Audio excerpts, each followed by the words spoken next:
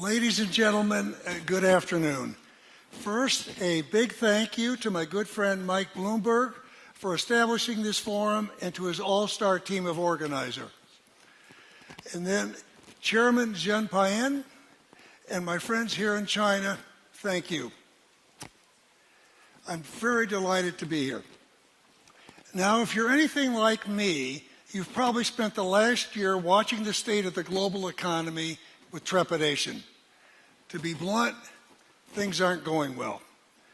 As a young investment banker in the 1970s, I had some fairly straightforward principles.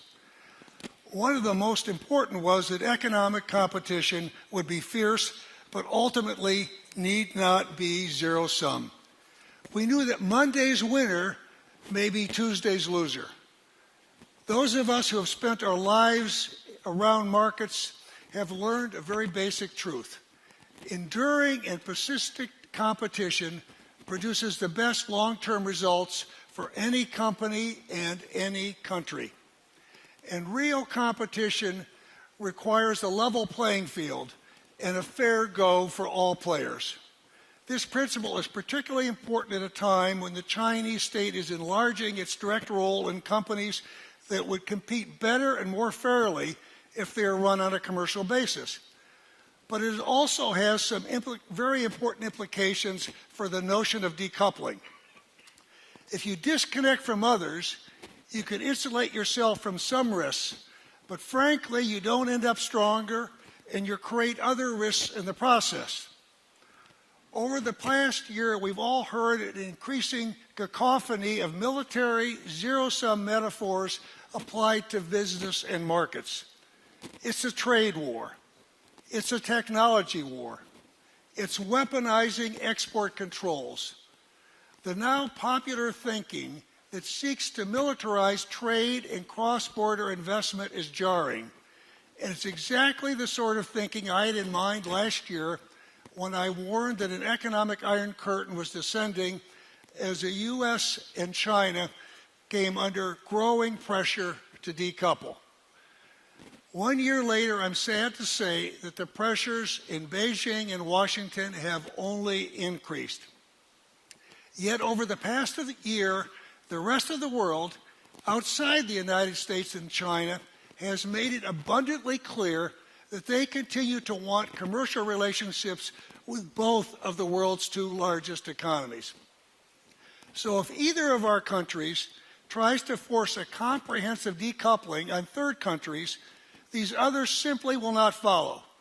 And we would risk isolating ourselves, the United States or China, from the rest of the world. But we have another self-interested reason for caution. Without the inherent competition, economies risk becoming a shell of what they can be and should be. I believe America's openness forged the fires of competition that made our economy the envy of the world. That's why I welcomed last month's public statement by Vice President Pence that the Trump administration does not take decoupling from China as its strategic goal. Decoupled economies doom themselves to multi-dimensional conflict because once decoupled, they are less likely to work jointly with their newfound adversary on other issues and interests. If we decouple economically, good luck trying to work together to combat common foes such as nuclear proliferation, climate change, global pandemics, or any of the other threats to global stability. So the bleeding of military prisms and ideas into not only rhetoric but policies should concern us all. And that's my headline for you. I believe we are now headed in precisely the wrong direction. We are headed for more decoupling, not less, despite professions of constructive intent from Washington and Beijing. Last year at this forum, I spoke of the barriers to the flows of goods, capital, people, and technology. Some predated the current trade disputes, others are a result of it. Flows of goods, for example, have been impeded by the failure of China to open big parts of its markets to foreign competition. and they have been further impeded by unilateral or retaliatory tariffs from both the U.S. and China. Like so many others, I'm hopeful that before too long, I will be able to enthusiastically congratulate Secretary Mnuchin, Ambassador Lighthizer, and Vice Premier Liu He for accomplishing what the whole world is waiting for, completing phase one of a U.S.-China trade agreement. But even when this is done, it won't be the end of the story. But it would be the first trade deal between the U.S. and China in nearly 20 years, and it's long overdue. At the same time, decoupling and flows of goods will likely continue because the idea of tariffs has been re-legitimized after taking a wallop following the dismal failures of the 1930s. The originators of America's disastrous Smoot-Hawley Tariff Act of 1930 would be ecstatic. Beyond goods, I also warned about interruptions to the flows of people. And indeed, these have been impeded by new restrictions on visas, people-to-people exchanges, and the interactions of students and scholars. But what concerns me most is what's happened to the flows of capital and technology over this past year. Both areas are vulnerable to significant negative headwinds in the form of policy changes under consideration in the U.S. and China. I will now talk a bit about those risks to financial markets and then discuss technology challenges along with proposing a few modest remedies. Financial markets function best when they are transparent and are open. And this should be an area of mutual benefit. For the U.S., which has liquid, sophisticated, transparent, and hitherto open capital markets, financial services are an area of tremendous competitive advantage. For China, which has suffered from illiquid, underdeveloped markets and too little transparency, this is an area that has been largely closed to the world for too long. This has contributed to the misallocation of capital, inefficiencies in hidden debt, and risk across the Chinese financial system. But there is some good news.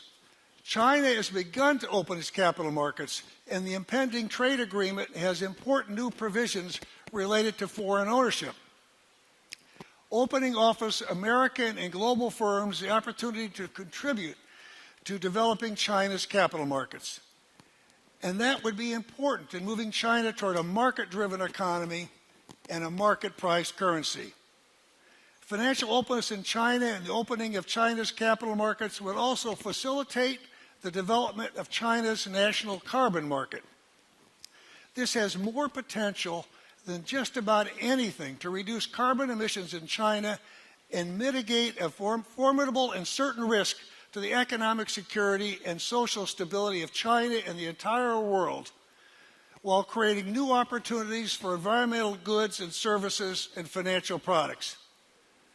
But none of this will happen if we continue on a trajectory of financial decoupling. Put simply, China must open further. It needs to resist the defensive temptation to protect domestic firms that would become stronger if they are subjected to best-in-class foreign competition. But Washington needs to resist some temptations too. Decoupling China from U.S. markets by delisting Chinese firms from U.S. exchanges is a terrible idea. So is forcing Chinese equity out of the MSCI indexes. It is contrary to the foundations of successful capitalism for politicians and bureaucrats to instruct American players how to deploy private capital for private ends. Decoupling China from U.S. markets in this way would, of course, harm China, and perhaps that is the intent of those who advocate this idea. But it would hurt America too. It would eventually threaten U.S. leadership in finance, as well as New York's role as the world's leading financial center, while helping other financial centers like Tokyo, London, Singapore, and over time, Shanghai. As a Treasury Secretary who presided over America's response to the 2008 financial crisis, which could have been as bad as or worse than the Great Depression, I can tell you with certainty that crisis might have devastated the world economy. But our response was more effective because we were able to coordinate monetary and fiscal policies with other key economies, including China's. But when the next crisis comes, and a crisis will come because financial crises are inevitable, we will regret it big time if the world's two largest economies don't have the mechanisms to coordinate. Also, let's not forget that China is a very large purchaser and holder of U.S. Treasuries. That helps support U.S. monetary policy, enabling lower interest rates, and supporting our spending and lack of savings. China's future decisions here could significantly impact interest rates and the ability to manage our deficit. We need a few affirmative steps to signal that we still see the prospect of a shared future. But without such steps, we are moving toward a potentially destabilizing financial decoupling. Now that brings me to an even greater challenge of decoupling. American and Chinese technology systems and standards are being separated, and the world's systems and standards may become balkanized in the bargain. The technologies that underpin the fourth industrial revolution, from artificial intelligence to quantum computing to 5G telecommunications, will transform the worlds of commerce and combat. But if every country has different technology standards, their systems are going to be incompatible. And without interoperability, it will be impossible for the cross-border supply chains that underpin today's global commerce to function. If we slash ties and forbid technical exchanges, it will fracture the global innovation ecosystem and curtail an enormous amount of potentially world-changing basic research. We also risk permanently fracturing regulatory foundations, shredding the supply chains that link individual economies to one of the most powerful economic engines of the 21st century. At best, each country will create its own standards, isolating itself within its national economy. At worst, we end up with a debilitating global competition over standards that fracture the world into technological blocks. But blocks only work if participants don't straddle both sides of the fence. So if the U.S. seeks to forge an exclusive technology bloc, it would isolate and weaken the U.S. economy by reducing its ability to trade not just with China, but with the rest of the world. If third countries adopt Chinese standards, then China will have access to these markets, leaving the United States in the cold. And the reverse is true. If third countries adopt American standards, then China will be shut out of these markets. So China needs to think hard about its willingness to open the architecture of its domestic standards. It should permit meaningful competition with foreign technologies and rethink its relentless drive to indigenize technology. To unravel global technology challenges, we must begin with common technology standards that facilitate global trade and investment in these areas. Of course, there will always be technological breakthroughs that are critical to commercial innovations and to a country's national security. They should be protected. But when technologies also have the potential for widespread and beneficial commercial use, sequestration risks ceding economic leadership to a rival company and country. Every country's national security is ultimately dependent on its economic competitiveness. So this trade-off needs to be made with incredible care. Second, we need interoperability. For all but the most sensitive technologies, we should fight for at least some degree of interoperability as the best way to limit the scope of the economic Iron Curtain. As one example, Huawei could agree to make its technology interoperable with other systems. So if a European telecommunications provider wants to buy 5G from a non-Chinese supplier, Those purchases would be interoperable with the already installed Huawei 4G systems. For Chinese firms and other industries, that kind of step could serve as an example of the need to adhere to standards acceptable to multiple parties. Without this, I believe we will face impossibly stark choices that risk balkanizing the world. Now, I'm not naive about any of this. Strategic competition between the U.S. and China isn't going to go away. That means a strategic decoupling is necessary in some areas, not the least the most sensitive advanced technologies vital to national security are communications backbones and internet governance. But here's the key. Even as we build a high fence around a small yard to protect national security, we must not impair our individual and shared economic security and that of the rest of the world. But that's not what's happening right now. Instead, regulators in both Washington and Beijing are talking not about small yards with high fences, but Olympic-sized stadium yards and fortresses ringed by moats. For the sake of our people's prosperity and the global economy, we need a framework to manage competitive U.S.-China relations within these new realities. And a major part of that framework for managing a technology competition that, unlike our trade dispute, will not be negotiated but will be contested in the marketplace. Unfortunately, emerging and foundational technologies have become the third rail of the U.S.-China strategic competition. That's why you hear people talking about a technology Cold War. We need to deal with this third rail by establishing guardrails to keep the competition around sensitive and complex technologies from spinning out of control. But before the two sides can move from third rails to guardrails, they need to remove some of their festering differences step by steps. Here are a few ideas. China should continue to improve intellectual property protection. For instance, they should eliminate the ownership ceilings that implicitly force technology transfer to Chinese joint venture partners. China should more credibly combat cyber threats, establishing remedies that actually punish offenders.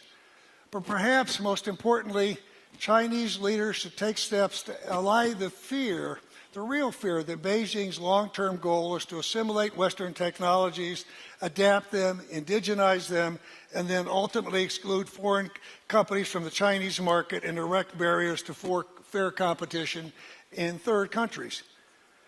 If that's going to be the vision of all things made in China, it will be extremely debilitating for trust and confidence. For its part, the U.S. must take some steps too.